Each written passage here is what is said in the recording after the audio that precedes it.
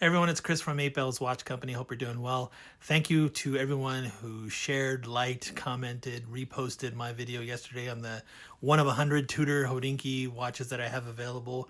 I really appreciate the support of the community, and with your help, I'm going to get this sucker sold.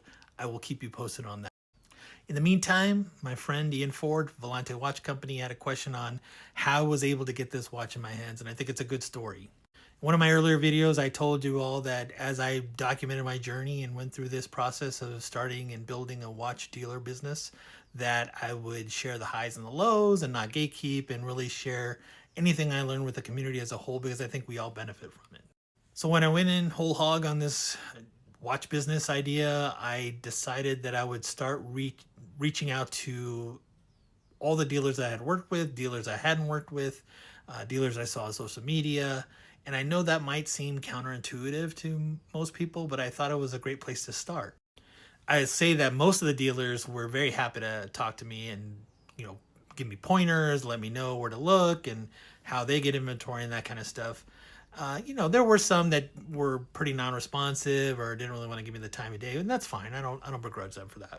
The important thing for me was to start building a network of other dealers that I trusted and knew and had seen or not maybe worked with, that I could then rely on, at least put the bug in their brain that, hey, there's this guy out here, he's a veteran, he's building a business, and if I have a watch that I think he might be interested in, I'm going to reach out to him first. And in this case, that's what happened.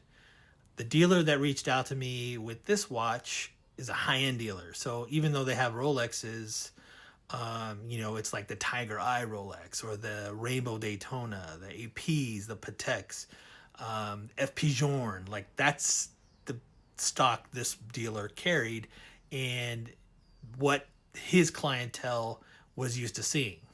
What I have found is that a lot of dealers, or the dealers that are higher end dealers, that deal in volume, are more than happy to take a watch like this in on trade, because they're making money not on the trade itself, but on the watch that's being traded for. So even though this was a very, very special Tudor, it's still a Tudor, and it's really not something that this particular dealer would usually normally have in their inventory.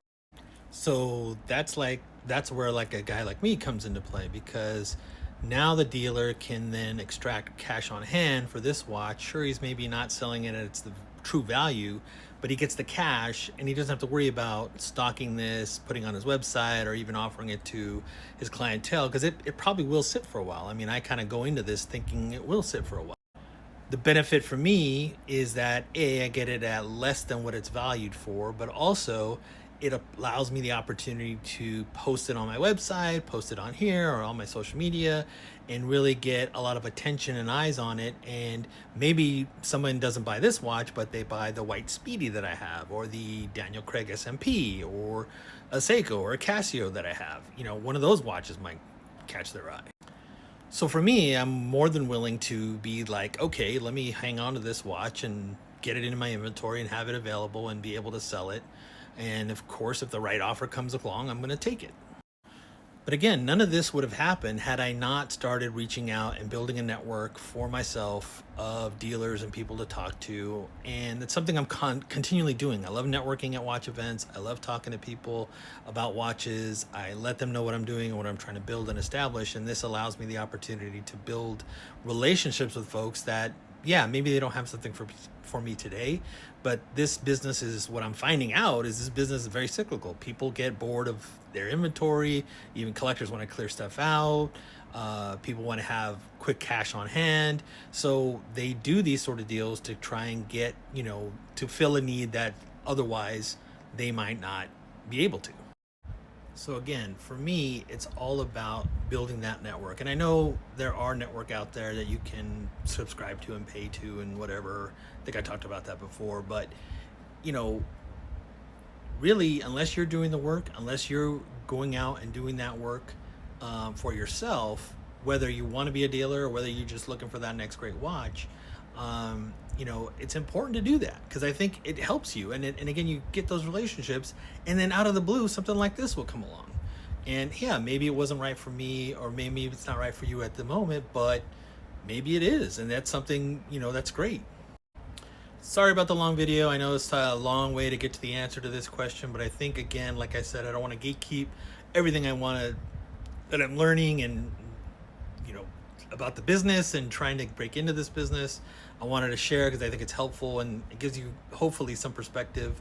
So if you have any questions about anything I said here, please comment, share, like. If you have questions about this watch or any of the watches that you see on my website, please reach out to me, chris@8bellswatchco.com, or message me here on TikTok, and I'm more than happy to talk to you. Hope you all have a great evening, and I'll talk to you again soon. Take care.